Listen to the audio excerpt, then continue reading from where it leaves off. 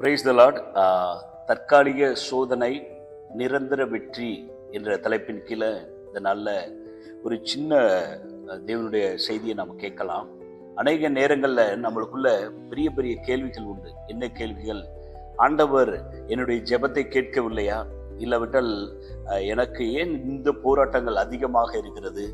எனக்கு ஒரு நிரந்தரமான ஒரு ஜெயம் இல்லையே, எனக்கு ஒரு சமாதானம் இல்லையே, அப்படி என்ற கேள்வியோடு நாம் இருக்கலாம்.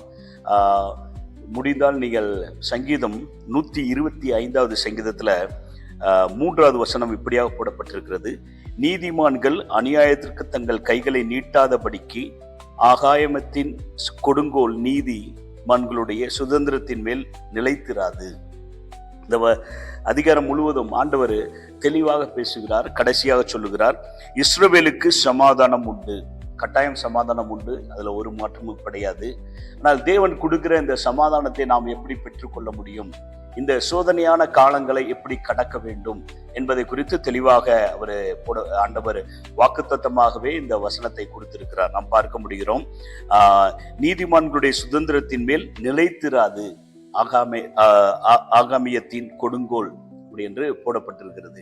ஸோ அநேக நேரங்கள்ல நெருக்கங்கள், பாடுகள், கஷ்டங்கள் பார்க்க முடிகிறது. நிறைய ஊழியக்காரர்களும் சரி, வட இந்தியாவில் அநேக மிஷனரிகளுக்கு கதவுகள் மூடப்பட்டு உள்ளது.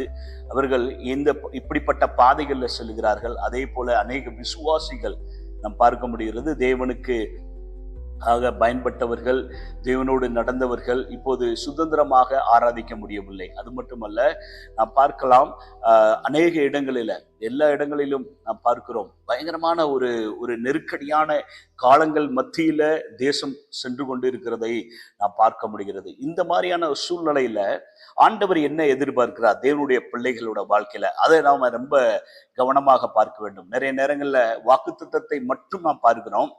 ஆனால் அந்த வாக்குத்தத்தம் நம்முடைய வாழ்க்கையில நிறைவேற வேண்டும்.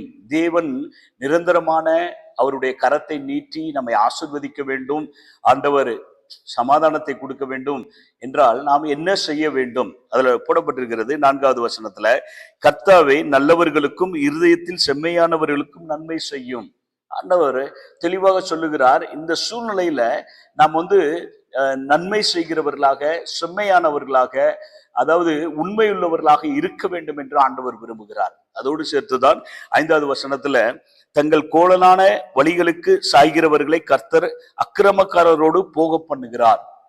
அப்படிப்பட்ட நெருக்கமான நேரங்கள்ல நம்ம சில நேரங்களை காம்ப்ரமைஸ் பண்ணிட்டு எந்த அளவிற்கு தேவனுக்காக நாம் வைராக்கியமாக உண்மையாக இருந்தோமோ, சில நேரங்கள்ல இப்படிப்பட்ட சோதனையின் காலத்துல பின்வாங்குவதற்கான வழிகள் உண்டு. அதே போல அநேக காரியங்களை நாம் காம்ப்ரமைஸ் பண்ணுவதற்கும் வாய்ப்புகள் உண்டு. அதனாலதான் ஆண்டவர் சொல்லுகிறார், அவர்கள் பின்னாடி போவாதபடிக்கு நீ தேவனோடு இரு, அதோடு சேர்த்து நன்மை செய், அதோடு சேர்த்து நல்லவனாக இரு என்று ஆண்டவர் சொல்லுகிறார். அதாவது நல்லவன் என்றால் என்ன அர்த்தம்னா, உண்மையுள்ளவர்களாக இருக்க வேண்டும். அதைத்தான் பிலிப்பு புத்தகத்துல 4வது அதிகாரத்துல பிலிப்பு எப்படியாக எழுதுகிறார், என்ன சொல்லுகிறார் என்றால், தெளிவாக அந்த இடத்துல சந்தோஷமா இருங்கள், மறுபடியும் சந்தோஷமா இருங்கள் என்று அவர் ஜெயில இருந்து எழுதின ஒரு கடிதம். அந்த கடிதம் அதோடு சேர்த்து அவர் எல்லா காரியங்களும் தேவனுடைய கருத்துல கொடுத்துட்டு தேவனோடு இருங்கள் என்று சொல்லிவிட்டு, ஒழுக்கம் உள்ளவைகள் எவைகளோ